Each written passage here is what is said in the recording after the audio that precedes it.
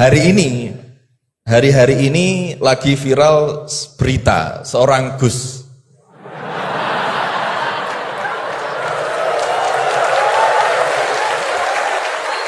Mohon izin. Yang mungkin berceramah dengan kalimat yang kurang baik, mungkin diniatkan guyon tapi malah melukai hati orang lain. Tapi Masya Allah Gus Baha guyon tapi tidak pernah melukai hati orang lain.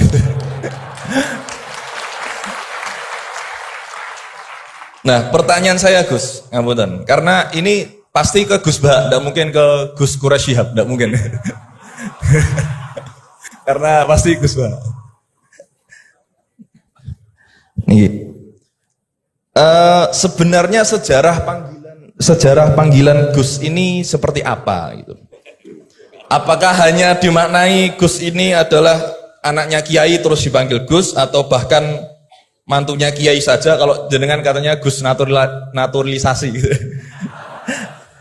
Atau Gus swasta atau apa itu, atau bahkan bukan siapa-siapa kemudian bisa dipanggil Gus, sehingga misalkan kita sekarang bisa ini berlomba-lomba menjadi Gus bareng-bareng, jadi pokoknya lomba-lomba.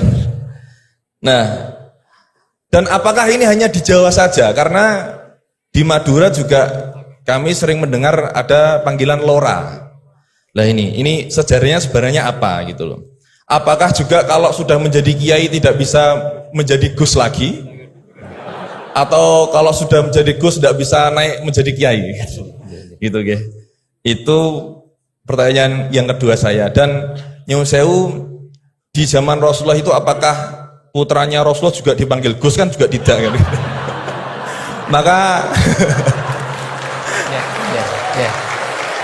Maka kalau Gus ini tidak ada di zaman Rasulullah, berarti semua Gus ini bid'ah gitu loh.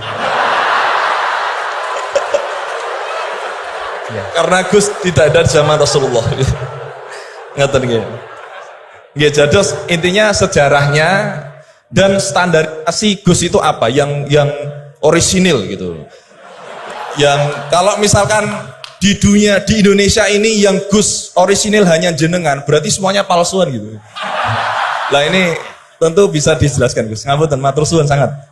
Wassalamualaikum warahmatullahi wabarakatuh. Waalaikumsalam warahmatullahi wabarakatuh. Baik, terima kasih Gus Maulana.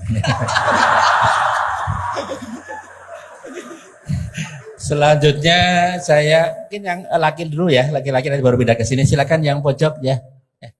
Assalamualaikum warahmatullahi wabarakatuh. Waalaikumsalam warahmatullahi. Terima kasih Pak Rektor atas kesempatannya. Yang saya hormati Gus Baha, Prof. Quraisy. Saya Jamaluddin Ghaffur dari Fakultas Hukum UII. Ingin bertanya ke Prof. Quraisy dan Gus Baha. Saya sering mendengar salah satu isi pengajian dari Gus Baha itu bahwa fatwa dalam hukum sosial itu tidak pernah jelas begitu. Artinya ulama pasti akan berbeda. Nah, kami kebetulan di Fakultas Hukum, Gus, seringkali ditanya orang juga gitu soal bagaimana hukum sesuatu. Dan dalam konteks hukum memang teorinya dan pendapatnya juga beragam gitu ya. Nah, kadangkala permintaan pendapat itu tidak hanya sekedar untuk diskusi, tapi bahkan sampai menentukan nasib orang gitu. Ini dihukum atau tidak.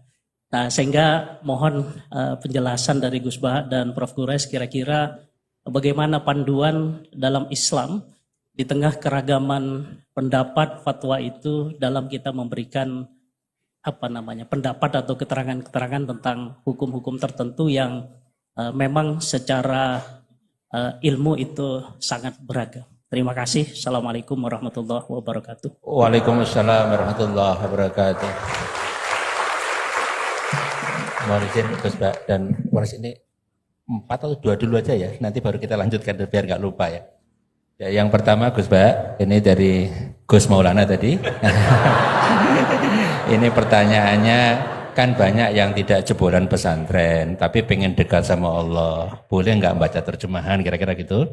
Yang kedua tadi standar Gus yang orisinal, yang orisinal ya. Kemudian yang kedua dari Ini Gus Gofur. Ini dosen dari Eva, ini untuk Prof. Quraisy dan Gus Baha. Ini panduan untuk memberikan pendapat hukum, kira-kira gitu kan. Karena ada dosen hukum yang saksi ahli, ada yang ahli menjadi saksi. Jadi bedanya. Mohon berkenan dari Gus Baha. Ya. Ini yang provokatif dulu itu ya.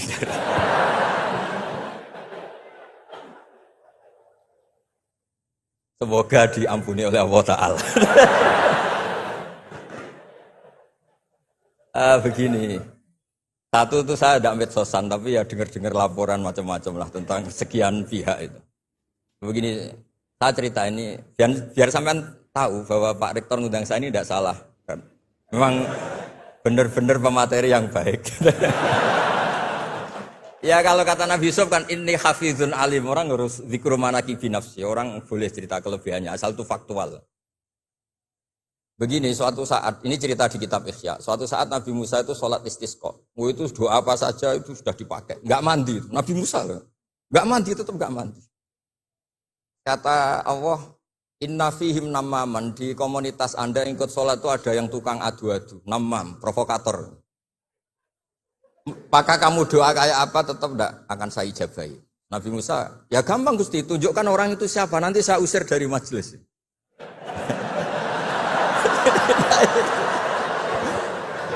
Jawabnya Allah itu lucu. Saya ini orang yang mengharamkan namam, mengharamkan namimah. Kalau saya menunjuk orang itu berarti saya juga namam. Intinya itu Allah terus mengabaikan sekian peristiwa namam. Jadi kalau pertanyaan provokatif, terus kayak gitu tuh mesti diabaikan oleh Allah Ta'ala. Karena nanti repot itu. Repot. Memang saya termasuk Gus yang asli itu jelas kalau itu.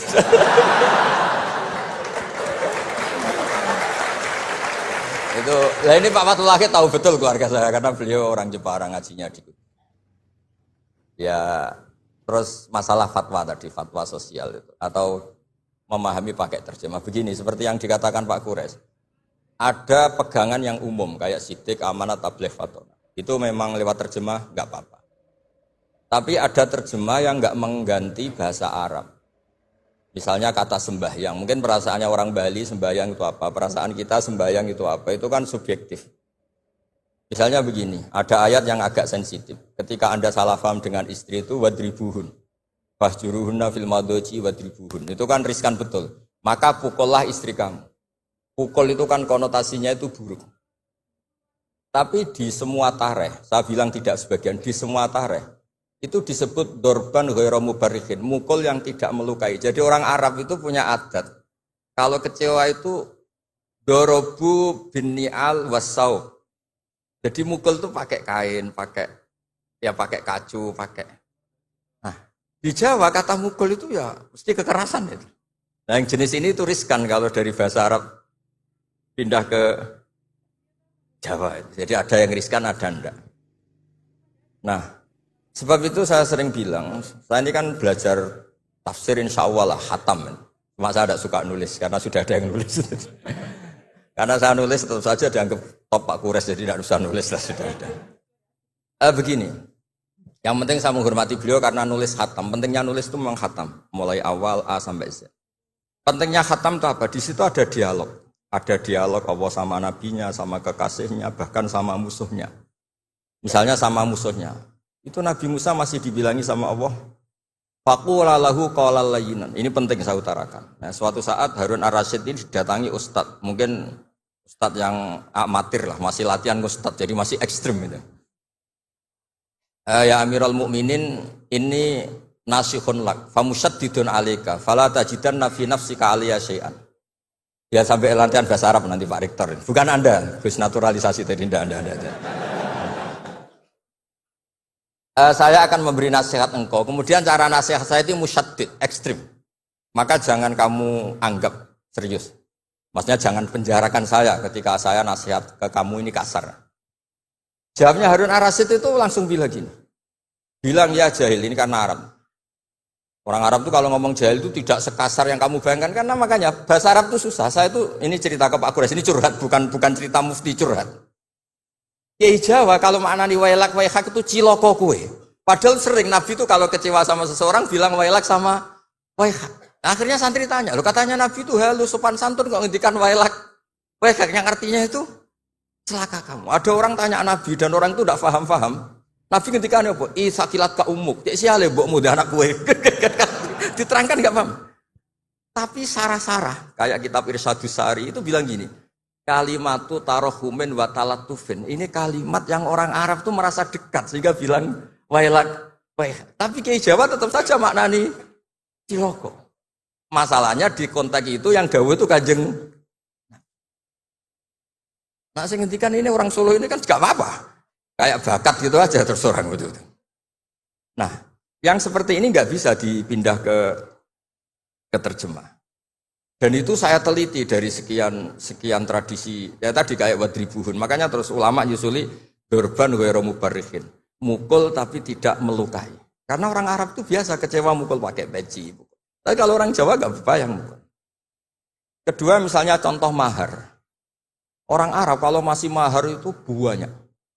Karena jumlah mahar banyak, kemudian setelah suami istri hubungan intim, setelah dicerai itu kadang kepikiran ngambil karena maharnya misalnya alpat 1 miliar gedung. Sehingga harus ada pelarangan mengambil ulang mahar. Wa in aradtum istibdala zawji makana zawji wa ataitum isdahunna qintaran fala ta'khudhu minhu syai'a. Atakhudunahu buhtana wa itsmam mubina. Terus wa kaifa ta'khuduna?